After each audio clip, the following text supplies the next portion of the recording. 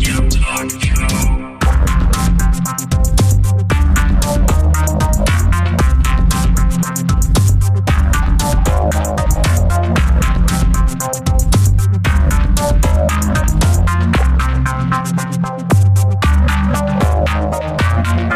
Visual Studio Talk Show. Bienvenue à une nouvelle émission du Visual Studio Talk Show. Le podcast, on discute d'architecture logicielle avec la plateforme Microsoft. Je m'appelle Mario Cardinal et je suis accompagné de Guy Barrette. Salut Mario, comment vas-tu mon cher? Je vais bien. Il fait tellement beau. Il fait chaud aujourd'hui. Il fait chaud. On est bien. Que j'en vais pas se plaindre après l'hiver qu'on a eu. Non, sûrement pas. Écoute, une émission d'été. Oui. Mais là, la dernière fois qu'on avait fait une émission d'été, on était dans chez vous, Dans ma cour, avec, ouais. en train de prendre un bon drink. Puis là, on est dans une salle de conférence. Mais c'est pas grave, on a quand même beaucoup de plaisir. Puis on fait une émission avec mon bon ami Éric Renaud. Bonjour Mario, bonjour Guy. Salut. Hey, ça fait combien d'émissions qu'on enregistre avec toi? Je pense qu'on est rendu à 4 ou 5. 4 mais ou je suis pas 5. sûr. Oui, il en fait au moins une par année à peu près. À peu près, oui. À peu près. Ah, c'est bon. En tout cas, ces dernières années. Puis c'est assez facile parce que Éric et moi, on est en affaires, on a une entreprise ensemble, donc on travaille sur un projet que on n'en parlera pas beaucoup aujourd'hui, mais un jour on va pouvoir en parler plus sur qu'est-ce qu'on fait. Donc c'est toujours assez aisé parce qu'on se voit quand même assez souvent. Je dis, hey, Éric, si tu serais temps là, tu fasses un podcast là. OK, d'abord. Mais surtout, ce sujet-là, je savais, moi, que tu avais fait parce que, bon, on part une entreprise ensemble, on continue tous les deux à être consultants chacun de notre côté. C'est notre façon de gagner de l'argent. Puis de financer la start-up. Ouais, c'est ça, on la finance littéralement avec nos revenus. Donc, on fait du bootstrapping, comme on dit souvent dans le terme anglais. Puis, je sais qu'il y a un mandat que tu as fait où est-ce que tu as développé des applications, une application qui roule dans Office 2013 en utilisant de l'approche moderne. Donc, à un moment donné, je disais, ce serait le fun d'en parler. En plus, c'est une expérience pratique. Là, c'est pas juste en parler pour en parler. Mm-hmm. Puis, donc, c'est pour ça Puis, bon, l'été, souvent, c'est le bon temps pour inviter les bons vieux chums, parce que c'est toujours un peu plus difficile de trouver des invités en plein milieu d'été. C'est la période des vacances. Hey, arrête. Puis, si tu continues, tu vas dire qui bouge sur un trou. Ouais, mais là, je me sens moins bien, là. T'as pas ça l'idée du tout, là. Je vais retourner dans ma piscine, je pense. Mais moi, j'étais content parce que j'aime ça qu'on fasse des émissions techniques. Oui. Des fois, on a des émissions un peu plus... qui sortent un peu plus ésotériques, je sais pas si on peut dire ça comme ça, un peu qui permettent de toucher à d'autres sujets, mais il faut quand même revenir à la technique de temps en temps. Les émissions où tu parles tout le temps, ça? Ça peut m'arriver à l'occasion. Hey Guy, j'ai reçu hier un email de toi. De moi? Oui, puis c'était pas pour me confirmer pour le podcast d'aujourd'hui, c'était pour me parler de la communauté.net de Montréal. Ben oui, la communauté.net de Montréal. Qui change de nom? Ben en fait, oui, on va changer de nom pour la prochaine saison. Parce que .net, là, maintenant, c'est plus ça a plus le sex appeal que, tu sais, en 2001, 2002, tout le monde voulait faire du .net. Ben oui. Aujourd'hui, en 2014... Tu sais que le groupe d'usagers a déjà porté le nom de Groupe des utilisateurs Visual Basic et C++ de Montréal. Ça, c'était à ses débuts, là. 1993. Il y a 20 ans, là. En 93. Ah, ouais. Puis à un moment donné, le C++ a disparu. A disparu. Puis à un moment donné, quand .NET est arrivé en 2000, on a changé le nom pour Groupe Visual Studio, Groupe d'usagers Visual Studio Montréal. Puis ensuite, pour Communauté.NET de Montréal, lorsqu'on a regroupé là, une série de groupes d'usagers ensemble. C'est ça, parce que dans les années 2000, il y avait 4-5 groupes utilisateurs à Montréal. Mm-hmm. Puis, je pense que c'était toi qui avais poussé cette idée-là. En tout cas, on avait décidé de regrouper toutes les... L'union fait la force! Donc, aujourd'hui, il y a un groupe SQL, il y a un groupe d'architecture, il y a un groupe cloud sur Azure. Oui, Azure, oui. Et il reste quand même encore un groupe qui c'est plus le développement.net. Oui. Mais là, vous avez les appelés comment maintenant? Ça va s'appeler... En fait, ce qu'on veut, c'est essayer d'élargir un petit peu les horizons, parce que ce qui arrive, c'est que maintenant, tu as des développeurs, par exemple, qui font du web, qui touchent Donc, surtout font du à JavaScript. qui vont toucher au back-end juste de temps en temps, puis qui vont surtout faire du JavaScript, mais on veut inclure ces gens-là dans le développement web. Fait que là, ce qu'on s'est dit, c'est On veut toujours cibler les développeurs. Puis, si je prends par exemple la plateforme Azure, Azure va supporter Linux, PHP, tout ça. Mais ce qu'on veut faire, c'est toujours supporter les développeurs sous la plateforme Microsoft.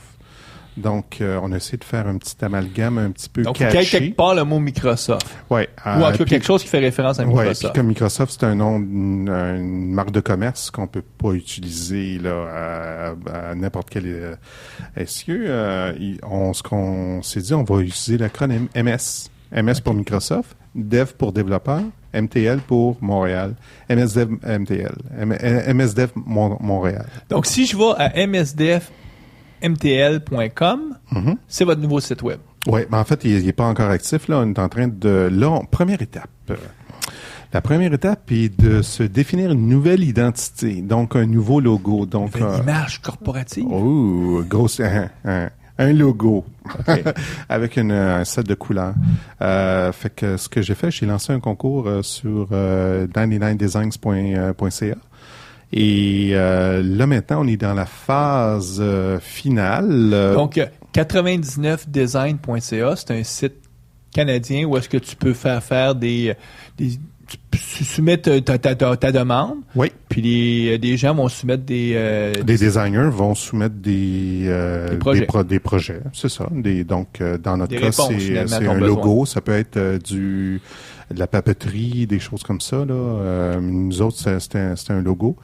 Et donc, c'est un concours. À la fin, il y a un prix. Le gagnant va remporter le Mago.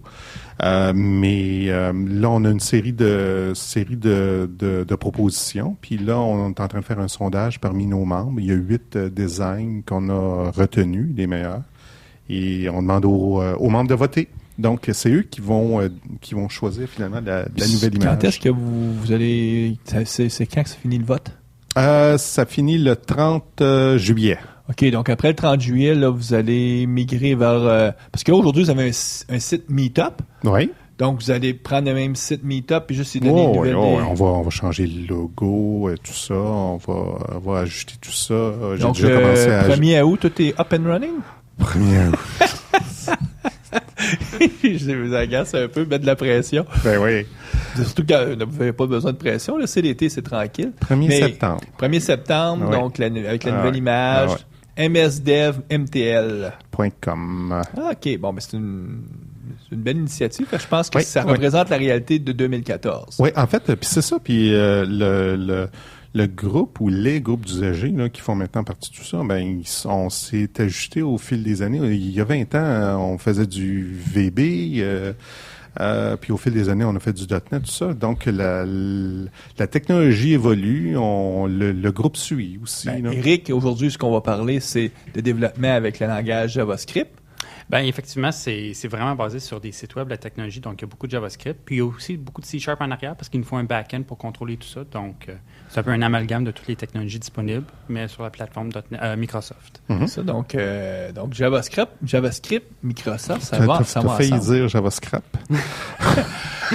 Tu sais que JavaScript, là, c'est le langage qui a le meilleur et qui a le pire.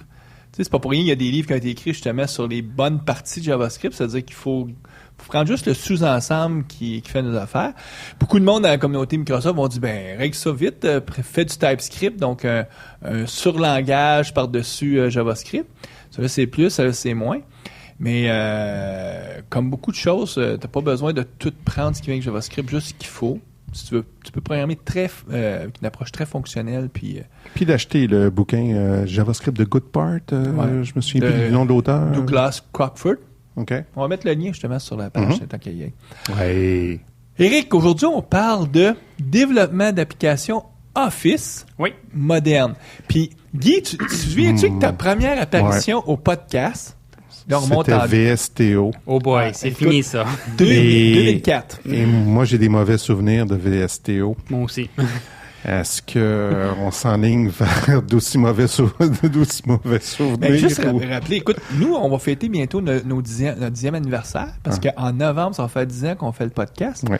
À l'époque, Guy, t'étais invité parce que j'avais un autre co-animateur. Là, tu t'es joint à l'équipe 1 an ou 2 ans après qu'on a débuté. Mhm. Puis, mais t'as été le deuxième invité du podcast. Et tu parlais justement de VSTO. Oui. Qui, on rappellera pas comment on faisait ça à l'époque, mais c'était assez... C'était lourd. Oui, ouais, définitivement. C'est pas une solution très élégante. Éric, toi qui as regardé maintenant la version moderne, on va expliquer comment ça marche, là, mais si on le regarde d'un point de vue architectural, est-ce que c'est une solution, est-ce que d'un point de vue, c'est-tu beau, c'est-tu esthétique?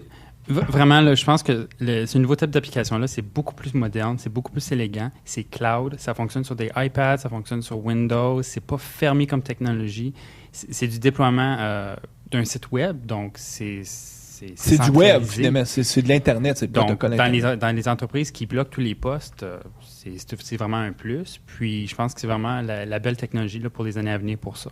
Donc, si on expliquerait à nos auditeurs, qu'est-ce que c'est? Je sais que Guy me regarde, il faut qu'on fasse la bio d'Éric, on va y arriver, mais juste pour donner un petit teaser à nos auditeurs.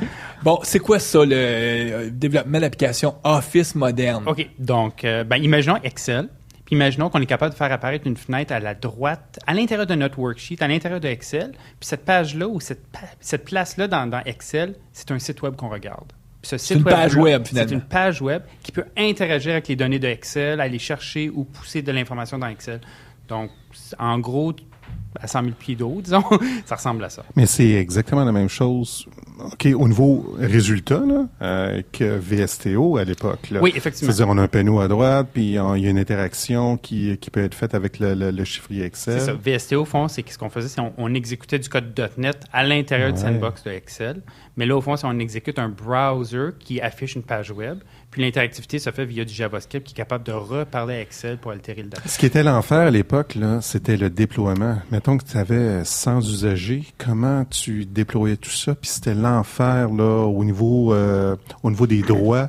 Parce que ça roulait sur le poste client, là. Oui. Ouais. C'est pour ça que les entreprises n'ont pas embarqué dans ce modèle-là. C'était trop compliqué. Il fallait déployer, il fallait des MSI, il fallait moduler le registre. C'était pas nécessairement compliqué à développer, mais c'était le déploiement qui était l'enfer. Ouais. Là.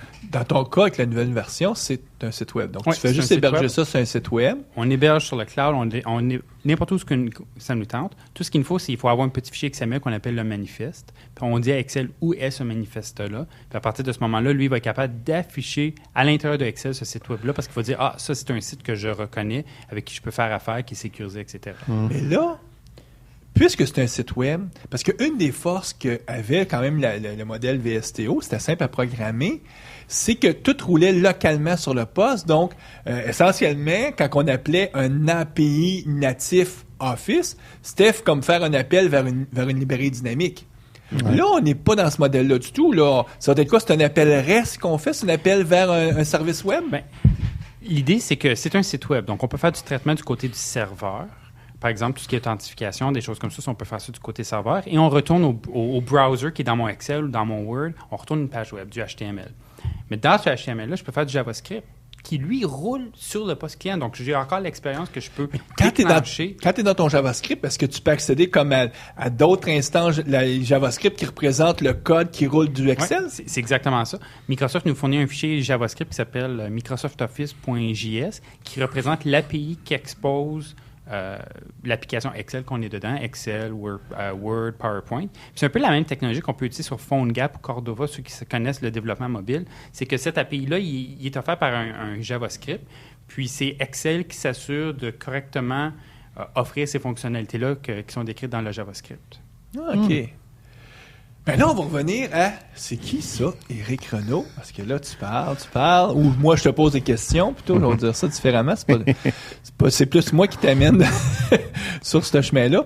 Donc, Éric, 15 ans maintenant que tu fais du développement logiciel? Depuis 98. Ça va vite, hein? Oui.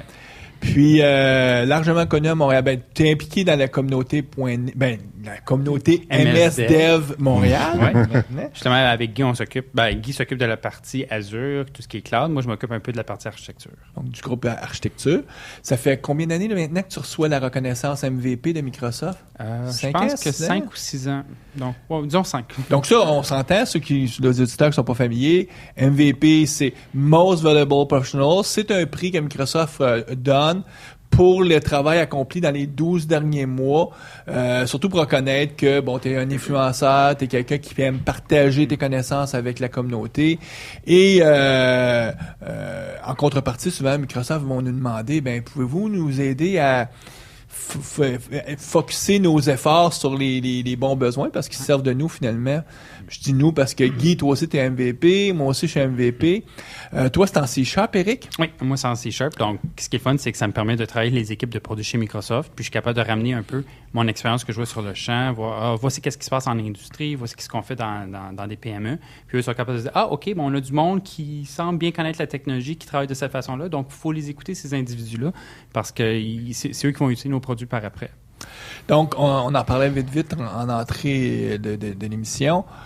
On est en affaires ensemble, mais de ce temps-ci, en tout cas, depuis plusieurs années maintenant, comment tu gagnes ta vie? C'est comme consultant, tu as ta firme de consultation? Depuis plusieurs années, j'ai une compagnie qui s'appelle Solutions Modelon. Puis on a plusieurs clients, justement, qu'on aide de différentes façons. C'est sûr que la technologie qu'on parle aujourd'hui, là, les applications modernes, c'est vraiment une façon que je trouve intéressante d'aider mes clients parce que si je prends un de mes clients, par exemple, on a tout scrappé son système informatique, puis on lui a donné ce nouveau système-là. Ça fonctionne sur iPad, ça fonctionne sur tous les devices, c'est mobile, c'est cloud. Donc, tout le monde n'y voit que des avantages. Puis c'est un peu plus intéressant que par des applications WinForms qui doivent être déployées avec MSI, etc., avec des serveurs. Je pense qu'on est rendu à une nouvelle étape. Puis, on peut dire que tu as quand même une fibre entrepreneuriale. Moi, je t'ai connu, on était dans un start-up, donc il y a plusieurs années maintenant, jusqu'à 10 ans. Le monde, ça va trop vite. Donc, aujourd'hui, de la même façon que moi aussi, j'ai une firme de consultation, on travaille ensemble, nous, sur un produit. Le but, c'est pas de créer une nouvelle boîte de consultation, plus faire un produit, autre défi, autre plaisir. Et c'est à suivre. Oui, effectivement. Ça avance bien nos affaires. C'est juste qu'on va en parler quand ça sera le bon moment. Éric, outre ça, est-ce qu'on peut dire maintenant que tu parles un peu le russe ou parce que ta femme vient d'Ukraine? Oui, effectivement. Donc, puis, dans la région de Kiev, avec la guerre qui se passe là-bas, en tout cas, on suit qu'est-ce qui se passe là-bas, beaucoup disons, puis on écoute les nouvelles en russe original. Mais pour avoir l'autre point de vue. Oui, qui n'est pas le même des fois qu'on voit ici. Mais à cause de ça fait plusieurs années maintenant que tu es avec ta femme, mais tu as appris à supporter la vodka. En tout cas, moi, je suis toujours épaté de voir comment Éric peut boire de la vodka. Ouais, il y a des occasions spéciales. Des occasions spéciales, on s'entend. Là, t'es pas un peu, non, vraiment pas tous les jours. Mais il faut que tu dois avoir réussi t'avais quand même ton standing à garder par rapport à ton beau-père et la famille et tout. Hein. Quand on est marié avec l'Ukraine, disons, il faut apprendre certaines coutumes. Certaines coutumes. Oh, ouais, tout à fait. Puis il faut pas avoir l'air le plus tweet dans le party, disons, comme j'aurais pu faire dans d'autres occasions. J'imagine de toute façon qu'ils t'ont testé les premières fois en disant « Oh, le petit Canadien. » Et effectivement, j'avais un peu de pratique pour en arriver là. Mais c'est vraiment pas ce qu'on peut dire qui te présente. Caractérise. Mais quand même, bon vivant, quelqu'un de party. Puis aussi, moi, ce que je trouve intéressant, quand on travaille avec toi, beaucoup de... t'es pas quelqu'un qui va hausser le ton. T'es vraiment quelqu'un qui... plus low profile. Je sais pas si on peut dire low profile, mais comment on dirait ça, Guy? Parler de douceur... Non, on parle de discussion. Là, ouais, l'intelligence, tu vas arriver à ton point en raisonnant puis en discutant, c'est ça? La façon que moi je le vois, c'est quand on travaille avec d'autres humains, il faut faut aider, il faut collaborer, puis c'est une technique de coaching. C'est comment est-ce qu'on arrive à C'est le respect de l'autre aussi. Tu as participé sur des projets intéressants. Quelques années, on terminé là-dessus, mais il y a quelques années, tu t'es retrouvé à faire des contrats chez Pattern and Practices avec les équipes chez Microsoft. Donc, en tout cas, pour t'avoir connu, je sais que tu es capable de faire du bon code. Oui, le code, je suis pas sûr, mais en tout cas, je sais qu'il fonctionne encore, donc... Ou comme on dit, au moins, on est capable de le lire et de le comprendre. C'est déjà un début.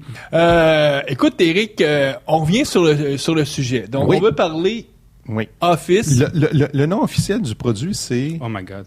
Là, dis-moi, Guy, mais je pense qu'ils appellent ça des applications modernes parce que, un peu comme les applications modernes dans Windows 8... et maintenant Windows Phone 8 et .1, etc. Okay. Je pense qu'il y a aussi un store associé à ce nouveau concept-là d'application. Donc, je pense qu'ils veulent utiliser le monde moderne pour ramener le monde justement à ce store-là. Puis, je ne serais pas surpris, on se cachera pas, là, d'ici 6 mois, 12 mois, il va apparaître une totalement touch de Office. Microsoft a déjà présenté son produit pour l'iPad. On pense que pour la version touch de Windows, ça devrait être un peu plus que ce qu'il y a sur l'iPad ou ce qu'il va avoir prochainement là, sur le Android. Mais cette version touch-là, ce modèle de développement-là va fonctionner avec ça. C'est ça qu'on imagine. C'est sûr qu'aujourd'hui, on n'a pas... Ils appellent ça justement le Project Gemini, je crois, chez Microsoft, la réécriture de tout ce qui est Office pour tout ce qui est l'environnement moderne de Windows 8. Mais personne ne sait encore c'est quoi que ça va inclure, c'est quoi qu'on va avoir dans la version 1 de cette chose. Puis l'environnement moderne de Windows 8, ça va peut-être être probablement l'environnement moderne de Windows 9 parce que 9 s'en vient l'hiver prochain, puis... Il y a peut-être des fonctionnalités qu'ils vont utiliser qui vont les forcer de toute façon à se synchroniser avec ce lancement-là. C'est exactement ça. Puis, on entend tout le monde dire des choses comme ils vont enlever le desktop sur certaines éditions de Windows. Donc, s'ils enlèvent le desktop, on va le mettre où, le Office, qui présentement requiert le desktop pour fonctionner, même si vous avez des tablettes ART de Microsoft. Donc, je suis pas mal sûr que Gemini, cette nouvelle vague-là de produits de Office, va offrir au moins la parité, j'espère, en termes de fonctionnalité. Puis peut-être que ce nouveau mode-là d'application va fonctionner aussi parce que c'est un peu le futur. Un peu comme aujourd'hui, tu as le modèle web d'Office puis tu as le Office Desktop. Tu sais, il va juste avoir comme une troisième serveur qui va être le Office Touch, mais à mon avis, le même produit va se décliner en trois façons de l'utiliser. Pure web ou touch ou desktop, parce que la version desktop, je vois pas pourquoi Microsoft continuera pas à la faire évoluer, en tout cas quelques années encore. Là. Et je pense que des desktops, il y en a encore pour un petit bout de temps. Hein. Clavier souris ne devrait pas disparaître, ça c'était... Pas tout de suite encore. Non, ça va prendre quelques années, c'est trop... Mais ça, c'est drôle, hein. À toutes les fois, quand arrive quelque chose de nouveau, là, il y aura plus de clavier parce que tout doit être touch. Non. Ça, c'est comme quand est arrivé la souris. Alors, il y aura plus de clavier parce que la souris va être... Non, le clavier a resté. C'est juste une autre façon, tu sais, c'est un plus. L'être humain est très, très bon pour ajouter, pas enlever. C'est ça. On a souvent sur le mindset, un ou l'autre, quand on devrait toujours avoir le mindset, un et l'autre, parce que plus souvent qu'autrement, c'est ça qui se passe à la fin. Ouais. Donc, ça doit être ça la complexité de réécrire Office, c'est que là, il faut leur repenser un peu. Avec le premier. Et le clavier et la souris sur un téléphone autant que sur une tablette, autant que sur un laptop. Donc, il doit y avoir un certain défi dans tout ça. Revenons un petit peu aux besoins primaires là, pour développer ce type d'application-là. Pourquoi j'aurais besoin d'ajouter du code ou un panneau qui va contenir du code dans un chiffrier Excel, par exemple? C'est une bonne question. À la base, je pense que les outils ou les utilisateurs, ils connaissent les outils de Microsoft Office. Par exemple, la clientèle que j'utilise pour développer ces systèmes-là, c'est des experts en Excel. Mm-hmm. Ils sont pros d'Excel, ils font tout dans Excel, mais ils n'ont pas le data. Le data il est dans une base de données SQL. Donc là, l'idée, c'est plus que juste dire je récupère mon data, mais je suis capable d'offrir des panneaux qui font la même chose que des rapports traditionnels. Mais au lieu de sortir des rapports page par page avec des rangées, des colonnes, tout ça, on prend le data puis on le met directement dans Excel pour qu'eux puissent travailler. Donc, on fournit au fond la colle. Mais là j'ai des systèmes de menus dans Excel là, qui permettent de me brancher une base de données. Là. Oui, mais ce n'est pas tous les systèmes qui permettent de se brancher directement sur la source de données SQL. Okay. Puis à mesure qu'on avance dans le monde du web, on appelle ça des mashups. C'est qu'au lieu de consommer la base de données elle-même, je consomme le JSON, je consomme l'information que les sites web utilisent, comme la météo, les codes postaux, les cartes. OK. Puis là, l'idée, c'est que Excel, avec toutes les nouvelles affaires, là, comme Power View, Power Pivot, Power Map, etc., ça me permet de dire, je prends l'information qui est dans mon système, je récupère l'information en haut data ou peu importe, puis je suis capable de faire des mash-ups. Mais tu la récupérais, ton data, tu le récupères à partir de ce panneau-là, à partir du JavaScript? Excel, c'est sûr que je peux réutiliser la partie de comme les fonctionnalités built-in de Excel, donc ça, il n'y a aucun problème. Le panneau, qu'est-ce qu'il me permet de faire? C'est ajouter des fonctionnalités. OK. Par exemple, je pourrais dire, prends l'information que j'ai sélectionnée, puis calcule tel algorithme par-dessus cette information-là. Donc, des fonctionnalités que je ne pourrais pas faire normalement avec Excel sans utiliser des macros ou de la programmation VBA. Là, je peux les intégrer dans mon site web. Et est-ce que tu préfères, par exemple, une espèce de formulaire où tu pourrais saisir, je sais pas moi, de l'information qui est ensuite poussée vers un back-end qui est retraité dans ton chiffrier? Par exemple, j'ai un cas concret. Un de mes clients, c'est une boîte d'avocats. Puis eux, ils avaient besoin d'un système que quand ils tapent des documents dans Word, à mesure qu'ils tapent, le système détecte automatiquement c'est qui les personnes qui sont traitées par ce document-là. Puis là, le panneau à la droite, qu'est-ce qu'il fait au fond? C'est qu'il scanne le document, puis à mesure qu'il trouve des noms qu'il reconnaît à cause d'une base de données, il bâtit une liste. Puis là, cette liste-là, ça devient des hyperliens, que la personne a même un document Word, est capable de recliquer sur le nom d'une personne, puis aller faire des recherches dans le système de la compagnie pour retrouver de l'information additionnelle sur ces personnes-là, ces compagnies-là, ces produits-là. Donc, n'importe quoi qui a été traité par la compagnie devient un peu comme un index à même le document Word. Mais tu aurais pu faire cette application-là à l'extérieur d'Excel. L'avantage, c'est que la personne qui est, mettons, dans Excel ou dans Word, qui passe sa journée, il n'a pas à basculer, à switcher de contexte, là. Puis, le deuxième avantage, c'est que le panneau, l'information, elle peut être sauvegardée à même le document Excel. Donc, quand je réouvre Excel, je suis capable de remettre les panneaux à la même place, à la même navigation, etc. Puis, il y a deux types d'applications. Il y a le type qui ajoute des panneaux à droite puis à gauche. Puis, il y a l'autre type, par exemple, ça me donne une surface de dessin que je peux afficher de l'information. Par exemple, si je veux faire un nouveau type de graphe que Excel offre pas, je pourrais le programmer, me faire un petit site web qui me retourne une page ou un JPEG ou peu importe. Puis là, ce JPEG-là, je pourrais l'afficher n'importe où dans mon Excel. Quand je sauvegarde mon fichier, une image de ce panneau-là, si on veut, je ne veux pas trop utiliser le mot panneau, mais ce panneau-là est sauvegardé en tant qu'image dans mon Excel. Cette région-là. Ouais. C'est sauvegardé dans mon Excel que quand je réouvre mon Excel, je vais avoir l'image, même si je suis offline. Parce que c'est sûr que là, si on dit que mon extensibilité vient à cause que je suis online parce que j'ai des sites web, il y a tout un mode offline à ce système-là qui fait que je pourrais peut-être plus reparler à mon serveur web pour générer l'image, au fond, qui avait été générée, mon graphe. Donc, il y a tout le système en plus pour être capable de sauvegarder ça en même le fichier.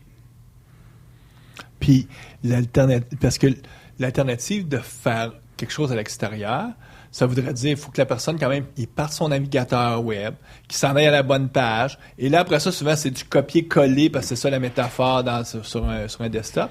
Parce que dans ce cas-là, tout est beaucoup plus simple. C'est directement à côté. Souvent, c'est juste un clic. Tu es rendu là. Puis le copier-coller, tu n'as pas besoin de le faire manuellement. Il va se faire automatiquement aussi.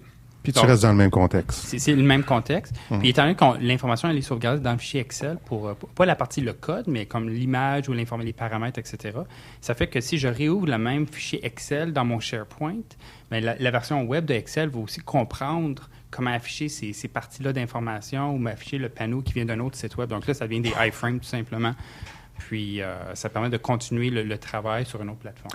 Ça, le fait que c'est un site web, puis que dans l'application lourde, le client lourd de Excel, ça apparaît comme dans une zone, dans un panneau, mais c'est vraiment la page web. Quand je réouvre l'application, le même document, mais en format web, c'est-à-dire directement dans un navigateur, ça fonctionne autant. Là. C'est ça. Donc, peu importe la plateforme, le device ou le browser que j'utilise, on est capable d'avoir le même résultat. Puis je pense que c'est pour ça que c'est intéressant comme technologie, parce que ça veut dire que ça va aussi fonctionner sur mon téléphone, ça va fonctionner sur Outlook ou Exchange sur le web. Donc, c'est pas quelque chose qui est limité à la plateforme Windows. Donc là, explique-moi un peu comment ça fonctionne. Comment on construit, mettons, l'application. Mettons, je vais faire un peu le Hello World. Donc, ce type Qu'est-ce qu'il faut downloader, télécharger, puis installer sur notre poste de développeur? Donc, la technologie, elle vient avec Visual Studio 2013. Donc, partir avec ça, c'est le début. Okay. Il y a une grosse mise à jour du système. Ils sont passés à la version 1.1 de la technologie quelque part en janvier ou en février. Donc ça prend le Visual Studio 2013 Update 2, j'imagine. Exactement. Donc, si on met ça directement, on va pouvoir commencer avec tous les nouveaux outillages, puis avoir les nouvelles fonctionnalités. À partir de là, tout ce qu'on fait, c'est qu'on se crée un nouveau projet de type Applications for Office. Puis, donc là, en plus d'avoir des projets pour faire du C#, tout ça, des sites web, tout le kit, il apparaît maintenant un nouveau type de projet qui s'appelle Application for Office. Oui. Puis au fond, tout ce que ça c'est un petit wizard qui va vous demander est-ce que vous voulez faire une application qui peut s'afficher dans PowerPoint, Excel, Outlook, Word, vous faites votre choix. Puis ensuite, ça va créer en gros un fichier manifeste qui est le XML, le fameux XML là, qui va dire à Office c'est quoi les ressources qui sont disponibles et comment les utiliser. Puis ça va créer un deuxième projet à côté qui représente le site web. Donc, ce projet, c'est quoi? C'est ASP.NET MVC? À ce moment-ci, c'est pas le template qui est utilisé, c'est pas un projet ASP.NET MVC, c'est du HTML tout court. Donc, ça veut dire qu'eux, ils assument que tout le traitement va être fait en JavaScript sur le browser. Puis donc, c'est vraiment un SPA, à ce moment-là, un Single Page Application. Oui. Puis, c'est juste du HTML et du JavaScript qui est donné, au fond, si on veut, dans le Hello World. Mais quelqu'un qui connaît un petit peu son ASP.NET MVC est capable de jeter à la poubelle cette partie-là, puis de le générer dynamiquement avec le framework MVC pour donner le même résultat. Ou il pourrait aussi décider, est-ce que ça serait assez facile de dire, OK, moi, vu que c'est du HTML, donc je pourrais utiliser un autre framework ASP.NET MVC, par exemple, et directement aller avec AngularJS. Oui, c'est très possible, même que nous, on intègre Bootstrap pour que le même site web qui s'affiche sur un iPad ou un desktop correctement, il se shrink correctement pour rentrer dans le panneau de à la droite, disons, de mon Excel. Puis c'est grâce à Bootstrap, qui est un framework justement qui appelle Responsive, pour s'assurer que peu importe qu'est-ce qu'il y a dans mon site web, ça s'ajuste toujours à la largeur de mon écran. Mais pas besoin de connaître des frameworks SPA comme Angular ou ces choses-là. Par défaut, tout ce qui s'attend, c'est de faire une page HTML. Donc, tu as des tags HTML et tu as du JavaScript là-dedans. Oui, donc le tag HTML, c'est la partie présentation. Puis même sans JavaScript, ça va fonctionner. Le premier JavaScript qu'il faut absolument inclure, c'est le JavaScript qui représente l'API de Office. Donc ça va nous donner accès, par exemple... Parce que lui, il va aussi loader dynamiquement le fameux manifeste ou... Non, Même simplement, pas? c'est nous dans la page web, tout ce que tu dis, c'est include, pas include, mais faire référence justement au JavaScript de Microsoft Office. Puis ça va comme importer les fonctions dans le browser pour que tu puisses faire parler à Excel. Par exemple, c'est quoi la cellule qui est sélectionnée, c'est quoi le texte qui est sélectionné, c'était le texte ou ce que la cellule, de la cellule sélectionnée. Donc, toutes ces primitives-là vont être incluses.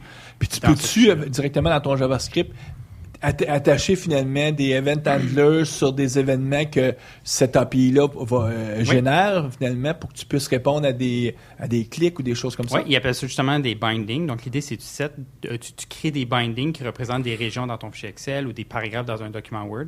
L'idée, c'est que tous ces bindings-là on peut changer les informations qui sont dedans. Puis, on peut être notifié aussi quand l'utilisateur change l'information. Par exemple, si on a un tableau qu'on a nommé dans notre Excel, on peut être notifié quand les données changent. Puis après ça, on peut régénérer le graphe qu'on a bâti ou l'image. Donc, sans parler de ton client spécifiquement, rester un peu plus générique, explique-nous donc le genre d'application que tu as construit. Ta première expérience, c'était une application dans Excel? Donc, l'idée, c'était qu'il y avait une vieille application qui générait des documents PDF ou des CSV. Ensuite, la personne en charge devait prendre les CSV, les importer dans Excel, puis commencer à rajouter les filtres, au fond, transformer ou manipuler l'information pour donner des rapports qui étaient utilisables. Nous, ce qu'on a fait, c'est qu'on a tout transféré ça dans une base de données SQL avec un front-end ASP.NET MVC. Donc, il y avait un site web qui gérait les données. Première raison qu'on voulait ça, c'était que les vendeurs, eux autres, ils pouvaient sur leur iPad utiliser le même site web parce que c'était Bootstrap avec du jQuery pour aller chercher de l'information qui était intéressante dans la base de données.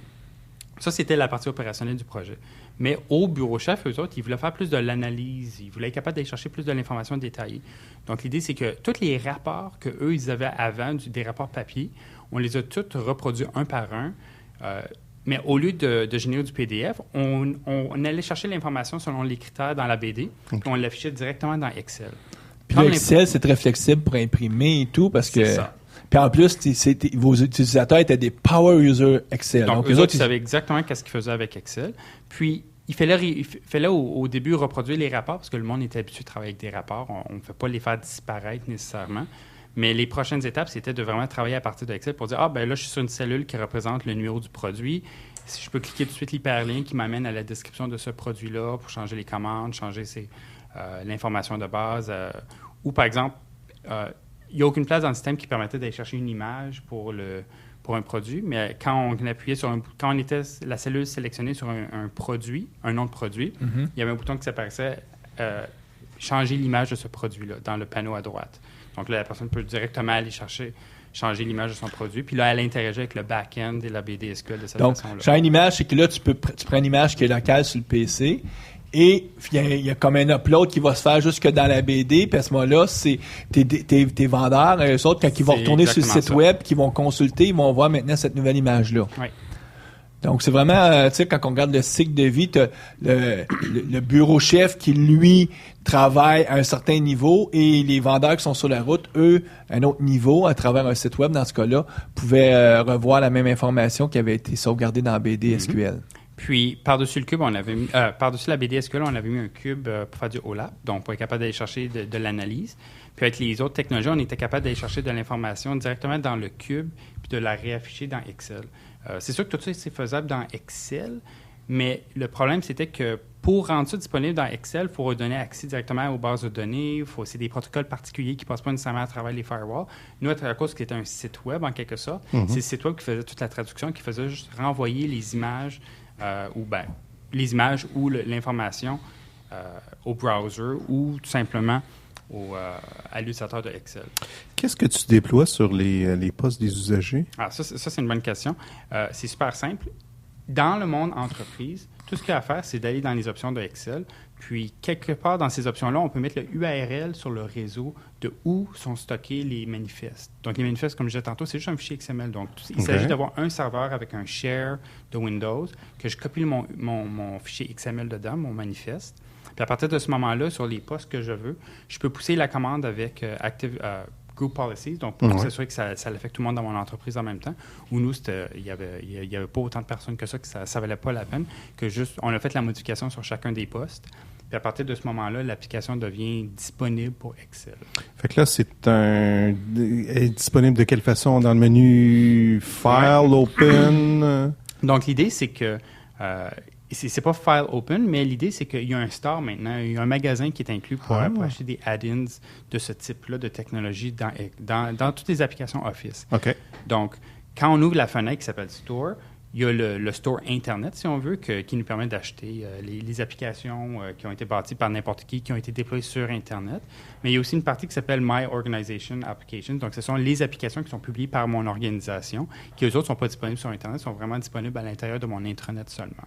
Donc, une fois que j'ai le manifeste et que Excel a trouvé mon manifeste, il va ajouter mon application à cette fenêtre-là. Donc, ce que tu es en train de nous dire, Eric, c'est qu'on peut construire des applications en entreprise pour notre compagnie, mais il y a même un marché pour quelqu'un qui voudrait faire des produits commerciaux et les vendre à travers le store d'Office. Oui. Donc, si vous allez dans Office, vous allez être capable aujourd'hui d'aller chercher des applications qui existent. Il y en a des gratuites, il y en a aussi qui sont payantes.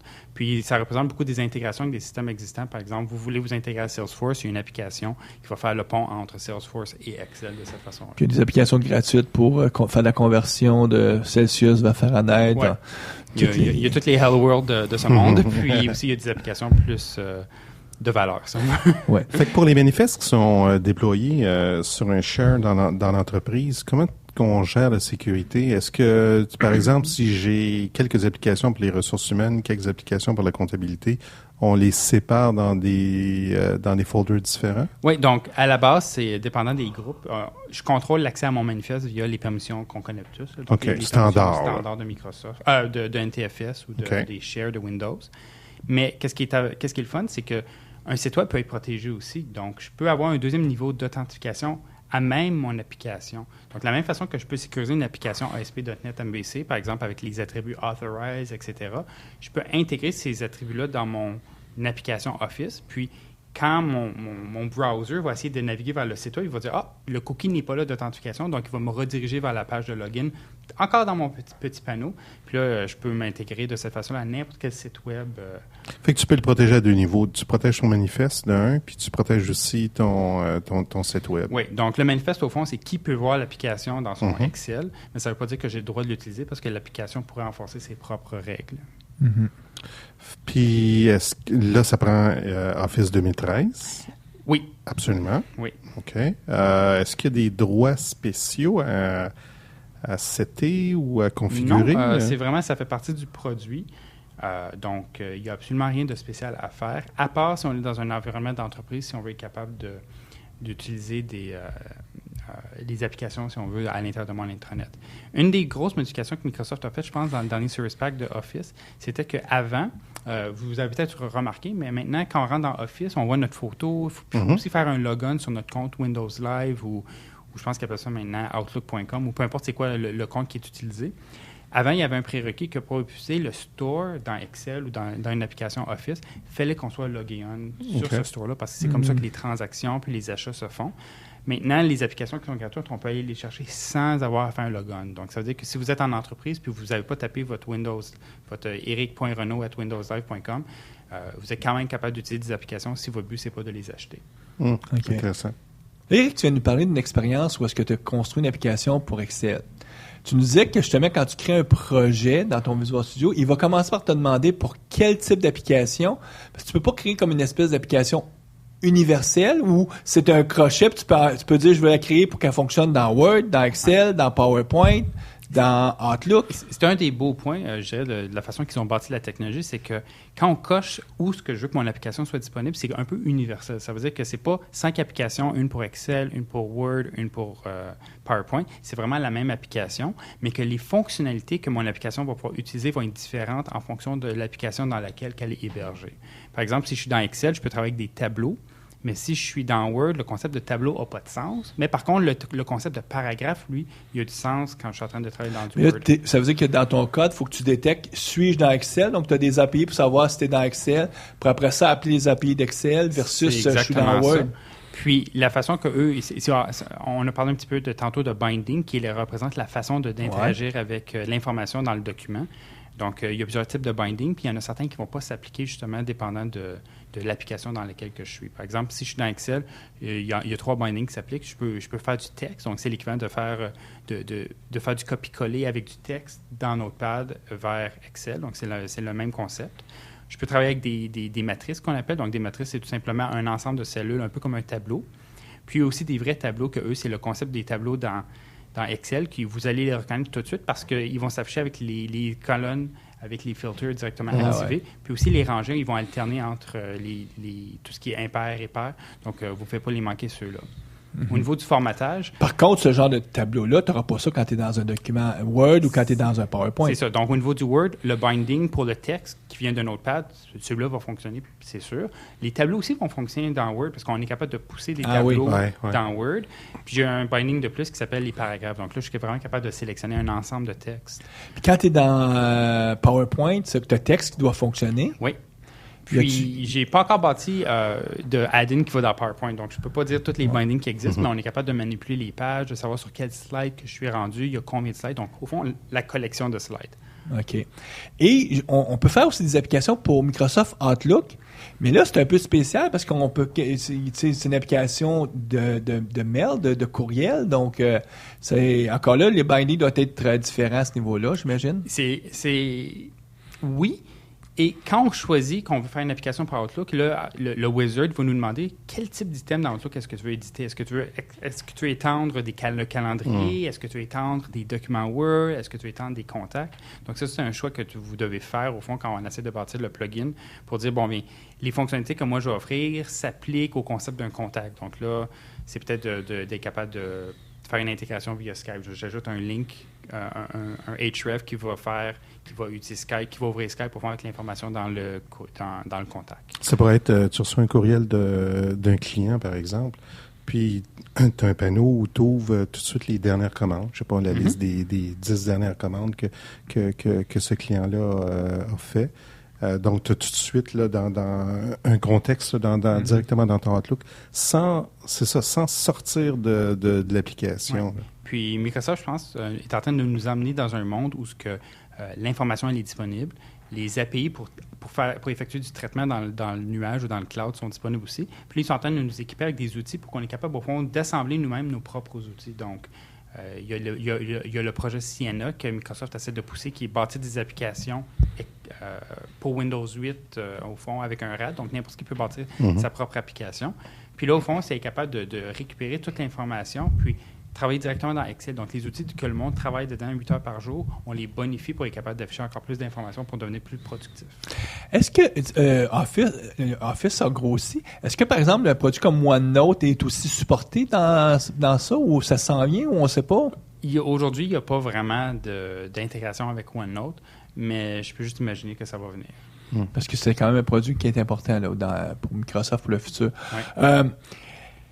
L'autre chose aussi, ça marche avec un Office local, mais si tu as un Office 365, c'est-à-dire que tu as pris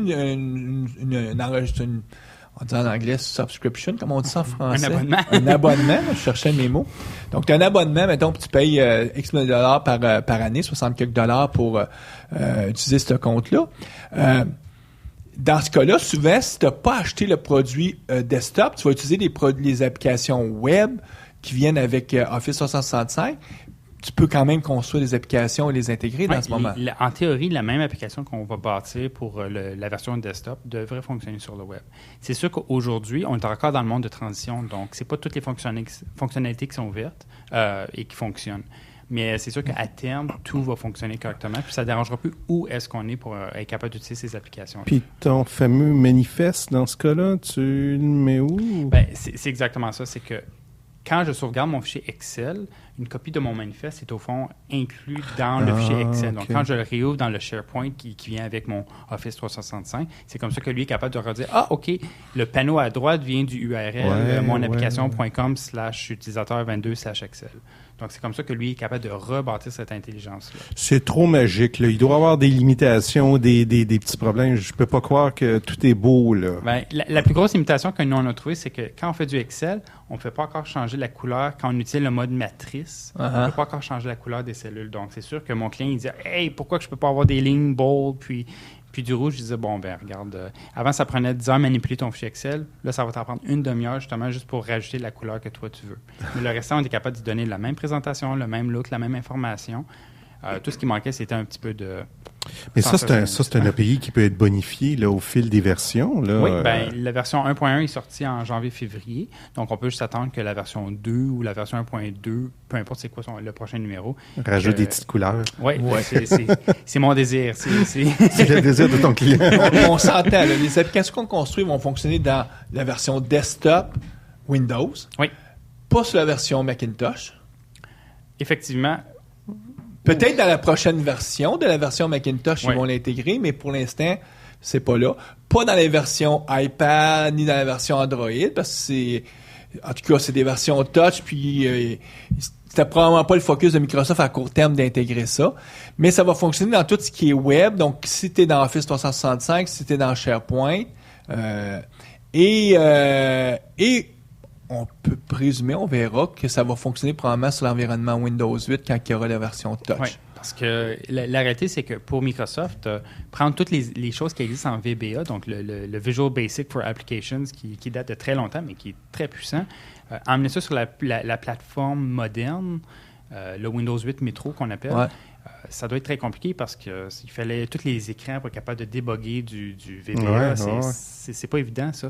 Donc, ils sont probablement en train de regarder c'est quoi le chemin ou l'alternative. Puis, je pense que cette technologie-là, elle est très ouverte pour faire ça. Puis là, c'est une question de produit pour Microsoft. Est-ce qu'on veut rendre cette technologie-là disponible sur le iPad? Peut-être que oui, peut-être que non. Microsoft dit tout le temps que Office sera tout le temps meilleur sur la plateforme Windows. Donc, j'imagine que ça sera une des plus-values d'utiliser la plateforme. Sauf qu'on s'entend, Visual Basic, ou en tout cas le Basic a été le langage de scripting ou un langage bas niveau que Microsoft a promu pour 20 ans maintenant. Et là, le message qu'ils nous disent, c'est que c'est JavaScript qui est ce langage d'entrée, de premier niveau pour quelqu'un qui veut faire des macros, ces choses-là, ça va se faire en JavaScript.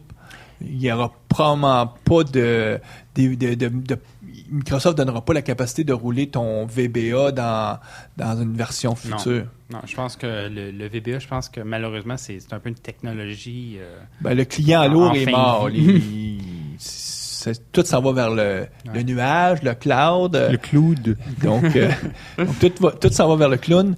Donc, à ce moment-là, veut pas, on n'a pas le choix. Ça prend des applications qui sont capables de rouler en format sur les protocoles Internet web. Puis faire un site web, maintenant, c'est rendu tellement facile que tout ce que j'ai besoin réellement, c'est de l'hébergement. Ou ce que je peux héberger pour, par exemple, $4,99 chez GoDaddy pour 25 ans. On peut faire tout ce qu'on veut en tant que... Azure. ou sur Azure avec vos points gratuits. Mais peu importe, en tant qu'on peut être capable d'héberger le fichier .html puis quelques fichiers JavaScript qu'il nous faut pour faire fonctionner le système. Oui, puis ça peut être fait à l'interne aussi, Oui. dans l'intranet de l'entreprise. Là. Puis on peut même s'attendre que pour les versions Office 365, mais version entreprise, ça va venir avec de l'hébergement que Microsoft va te fournir. Ouais. Un peu comme aujourd'hui, ils donnent 1 TB par utilisateur pour déposer des fichiers. Qui est énorme, oui. Ben, c'est pas grand monde qui va se rendre à cette quantité-là. Mais ils font bien, c'est qu'ils mettent un chiffre tellement élevé, ça devient comme de montrer aux gens qu'il n'y a plus de barrière. Là. C'est possible. L'espace 10, c'est plus ça qui est vraiment l'enjeu. Là. C'est autre chose maintenant. D'ailleurs, parlant d'autre chose, quelles sont les difficultés ou les défis que tu as pu rencontrer quand tu as utilisé cette technologie-là? Mais comme je disais tantôt, la fonctionnalité qui nous manquait, c'était vraiment être capable de changer les couleurs. Dans la version 1.1 qui est sortie en janvier-février, ils ont ajouté la fonctionnalité, mais pour le binding de type tableau. Nous, malheureusement, à cause que l'information n'était pas exactement rectangulaire, si on veut, qu'on affichait dans le Excel, je ne peux pas utiliser le binding tableau. Il fallait absolument que j'utilise le binding de type matrice. Donc, je l'aurai dans la prochaine version. Ça, eux autres aussi, ils ont un long backlog et ils font ce qui est... C'est un gros API. Là. Fait que là, tu exposes ce qui est super primordial là, au début, là, puis tu rajoutes au fur et à mesure des versions. Puis la deuxième difficulté, c'est que c'est du web. Ça veut dire que moi je ne suis pas un pro du JavaScript. Là, je donne ça aux autres habituellement. Puis là, quand je développe pour du web, habituellement, j'ai Chrome ou j'ai Internet Explorer. Puis j'ai le fameux bouton F12 dans Internet Explorer ou tous les firebugs qui existent dans Safari, Firefox ou en tout cas, tous les outils de développement existent dans les browsers. Le débogage. Ouais. Mais par contre, là, quand j'affiche mon site web à l'intérieur d'une petite fenêtre dans mon browser, tout ce que j'ai, c'est le debugger de Visual Studio. Fait que j'ai pas le bouton F12 qui vient avec Internet Explorer. L'engin, c'est Internet Explorer en dessous. Donc, je sais que tout code qui fonctionne sous mon Internet Explorer 11 va fonctionner sous mon Excel aussi. Mais par contre, j'ai pas de façon de débugger autre que d'attacher le debugger sur Excel, puis de vraiment utiliser les outils qui sont dans mon Visual Studio. Je peux pas travailler comme mon workflow normal de web. Fait qu'un petit peu plus ardu au niveau du débogage. Un petit peu plus, quand on a un bug, il faut courir après ou il faut réessayer le code à l'extérieur de Excel. Okay. Quand on est un développeur d'entreprise, je connais peu d'entreprises qui se payent le luxe d'avoir des designers web, des gens qui connaissent qu'est-ce que c'est les cascading style sheets, les CSS. Tout le beau, c'est vraiment pour les produits consumer ou pour les produits pour grand public. Puis en entreprise, on a toujours pris ce qui venait de natif. Donc souvent, c'était on s'alignait, essayait de faire des applications qui ressemblaient un peu à ce que faisait Microsoft Office. Dans ce cas ici, est-ce qu'il faut aussi maîtriser les CSS, tout ça, ou on peut faire quelque chose de bien sans vraiment être un pro design? Le template de base qui vient avec le wizard, si on veut, dans Visual Studio, je dirais pas qu'il est beau, mais il n'est pas là non plus, puis il est un peu harmonieux avec le design puis les couleurs de Office. Donc, c'est un bon point de départ. Si vous prenez le quelques minutes qu'il faut pour juste transformer le site web statique, donc HTML plus JavaScript, en quelque chose de dynamique qui utilise l'infrastructure de ASP.NET, mais là, vous pouvez tout de suite bénéficier de tous les avancements qui sont faits dans le monde ASP.NET MVC. Par exemple, l'utilisation de jQuery, Bootstrap, Respond.js. Donc, tout ça, tout à coup, c'est des choses qui deviennent disponibles.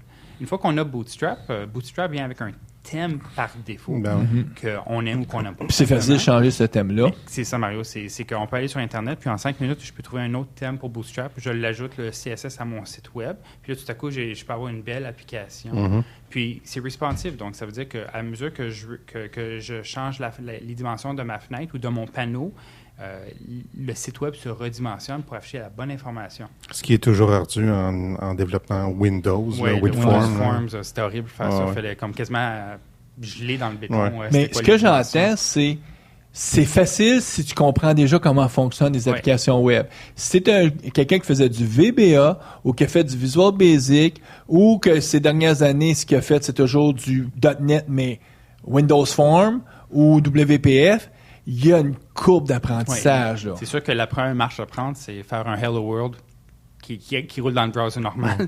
Puis le deuxième Hello World, ce sera avec Excel. Mais ça peut-tu être un bon chemin pour quelqu'un qui n'aurait même pas encore touché au web, il dit, ouais, je sais, il faut que j'aille dans le web, mais là, c'est une grosse bouchée à manger. Commencer par des applications Office comme ça, c'est peut-être une façon de commencer à faire des applications web sans être contraint à comprendre tout, ASP.NET, MVC et compagnie.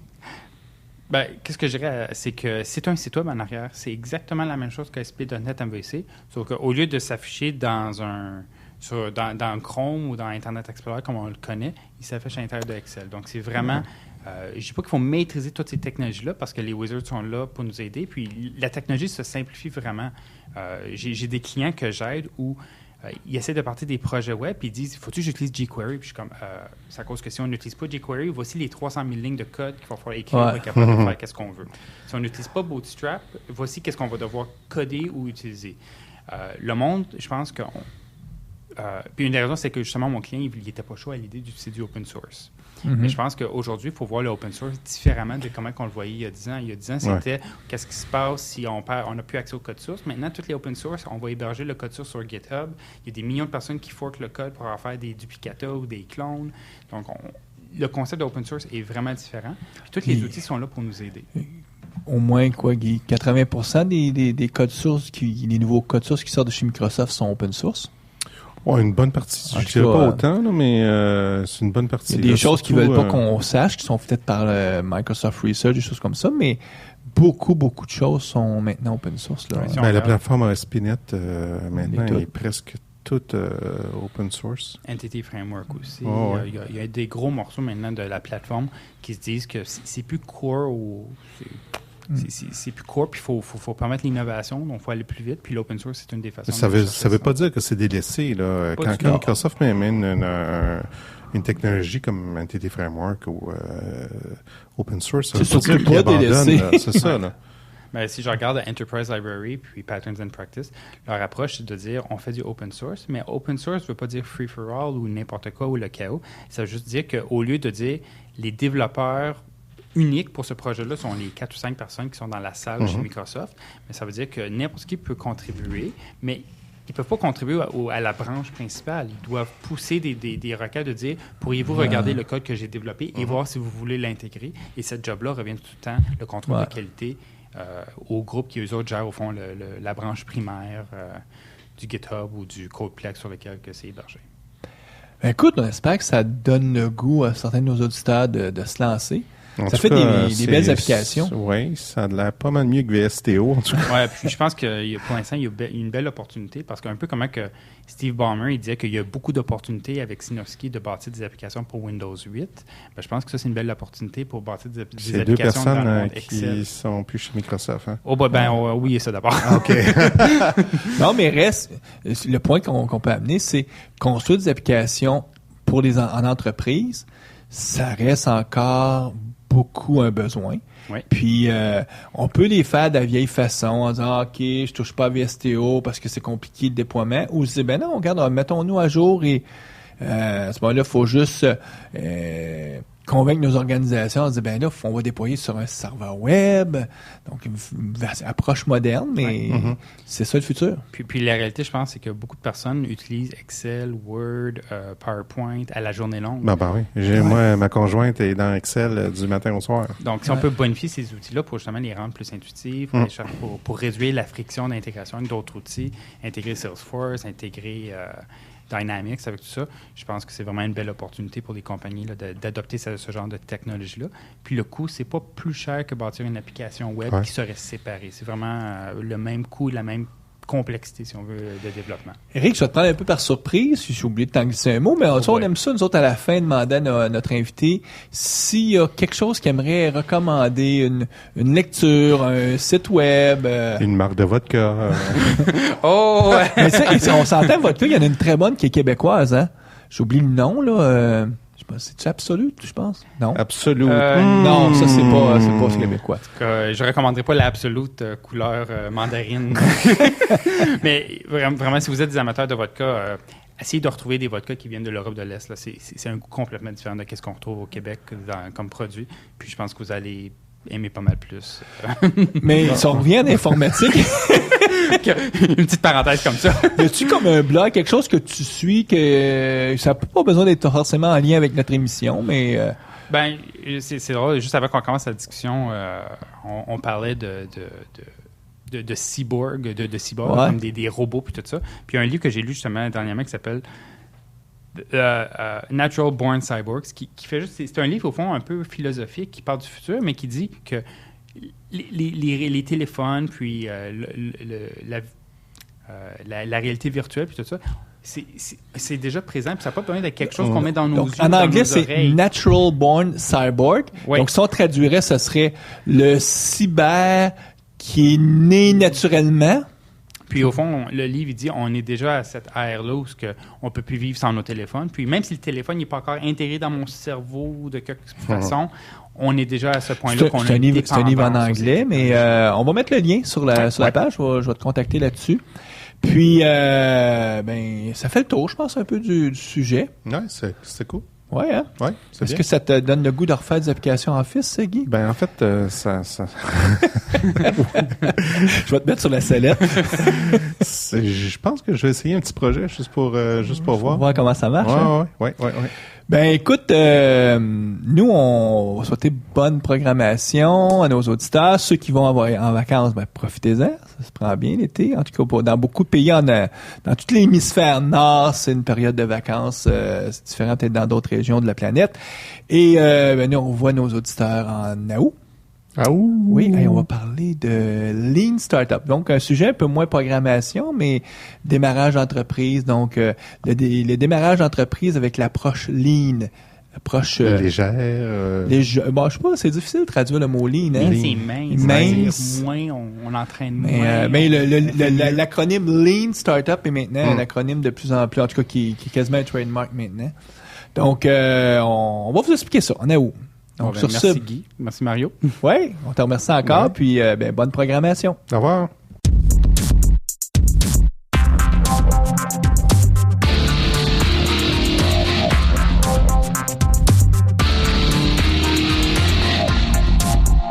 Visual Studio Talk Show.